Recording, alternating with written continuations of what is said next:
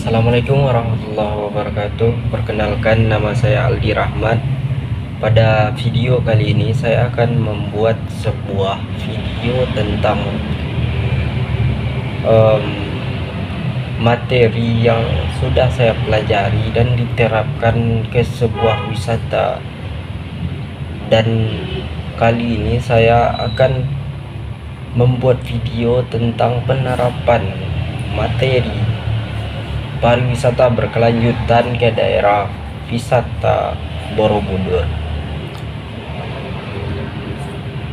Tanpa mengurangi rasa hormat saya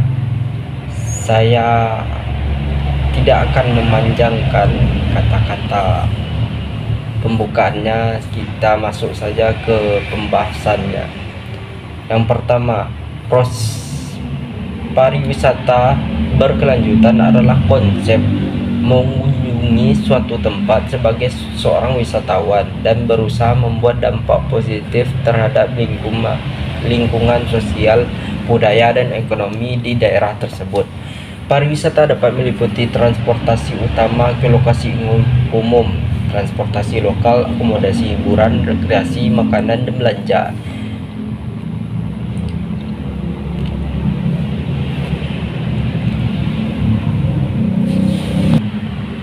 Penerapan prinsip pariwisata berkelanjutan akan saya terapkan pada salah satu destinasi wisata populer di Indonesia, yaitu Candi Borobudur. Borobudur adalah salah satu situs warisan dunia yang terkenal di Indonesia dan menjadi destinasi wisata yang populer. Dalam mengembangkan wisata Borobudur, penerapan prinsip-prinsip pariwisata berkelanjutan sangat penting untuk menjaga kelestarian lingkungan, budaya, dan sosial masyarakat setempat. Beberapa aspek pariwisata berkelanjutan yang diterapkan di wisata Borobudur meliputi: yang pertama yang akan saya terapkan adalah konservasi lingkungan. Pengelolaan lingkungan yang berkelanjutan menjadi prioritas utama. Upaya pelestarian alam termasuk pengelolaan sampah, penggunaan energi yang efisien, dan perlindungan terhadap satwa liar dan flora setempat. Yang kedua, pemberdayaan masyarakat lokal. Partisipasi dan manfaat yang diperoleh oleh masyarakat setempat sangat penting. Melalui perlibatan dalam kegiatan pariwisata, masyarakat dapat mendapatkan peluang pekerja, pelatihan, dan pendapatan tambahan. Yang ketiga, pengembangan ekonomi berkelanjutan. Pariwisata harus memberikan kontribusi positif terhadap perekonomian lokal. Ini dapat dicapai dengan mempromosikan produk dan kerajinan lokal serta mendorong usaha kecil dan menengah di sekitar wilayah Borobudur. Yang keempat, pemeliharaan budaya dan warisan. Borobudur adalah kompleks candi Buddha kuno dengan nilai sejarah dan budaya yang tinggi. Penting untuk menjaga integritas budaya dan warisan ini melalui pendekatan yang menghormati nilai-nilai lokal dan memastikan bahwa wisatawan memahami dan menghargai arti historisnya. Yang kelima, pengendalian wisatawan. Dalam rangka mencegah kerusakan fisik dan kerumunan, pengaturan jumlah wisatawan per hari dan pengembangan infrastruktur pendukung seperti area parkir, toilet, dan fasilitas umum lainnya sangat penting. Yang keenam, edukasi kesadaran wisatawan. Pendidikan kepada wisatawan tentang pentingnya berkelanjutan budaya lokal dan etika perjalanan dapat membantu meningkatkan kesadaran mereka terhadap dampak perjalanan mereka dan bagaimana mereka dapat berkontribusi positif. Yang ketujuh, membangun kemitraan dengan publik atau privat. Kolaborasi antara pemerintah, sektor wisata, swasta, dan organisasi masyarakat sipil diperlukan untuk menciptakan model pengelolaan yang efektif dan berkelanjutan untuk wisata Borobudur. Yang kedelapan, monitoring dan evaluasi. Pemantauan terus-menerus terhadap dampak pariwisata dan efektivitas strategi keberlanjutan perlu dilakukan. Ini akan memungkinkan penyesuaian yang diperlukan agar tujuan berkelanjutan tetap tercapai. Dengan menerapkan aspek-aspek pariwisata berkelanjutan ini, wisata Borobudur dapat memastikan bahwa kunjungan wisatawan tidak hanya memberikan manfaat ekonomi, tetapi juga menjaga kelestarian lingkungan, budaya, dan sosial masyarakat setempat dan generasi mendatang.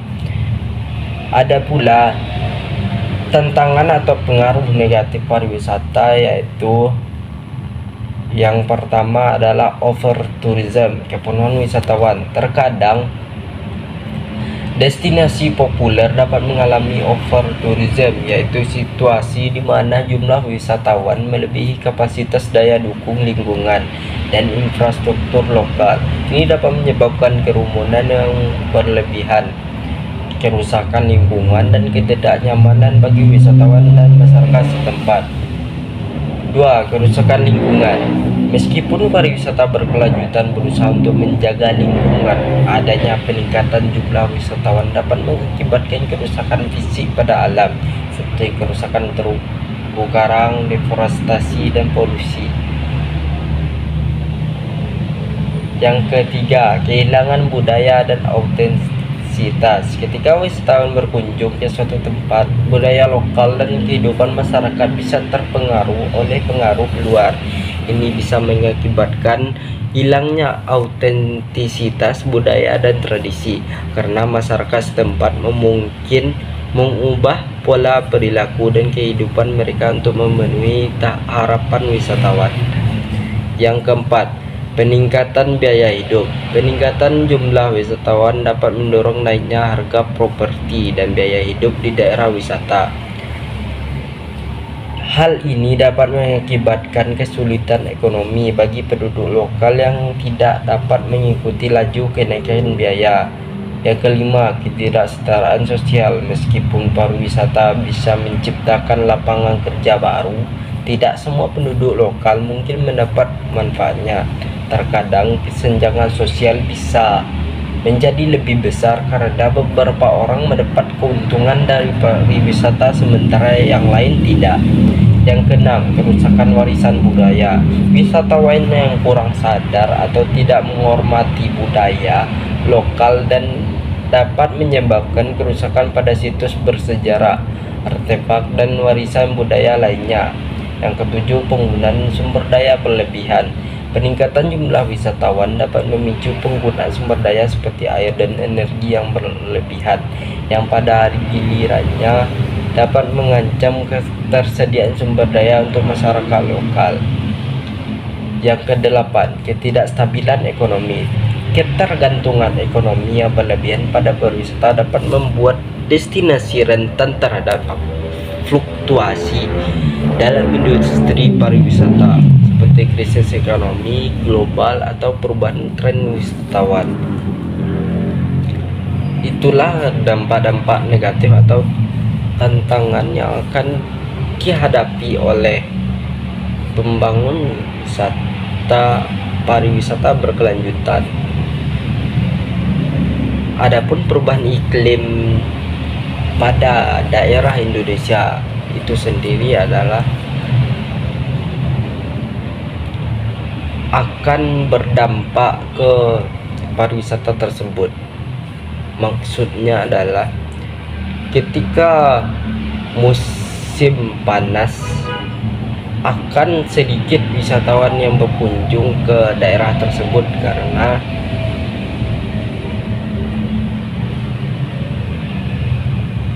panas, atau mungkin kita bisa meningkatkan hal itu dengan cara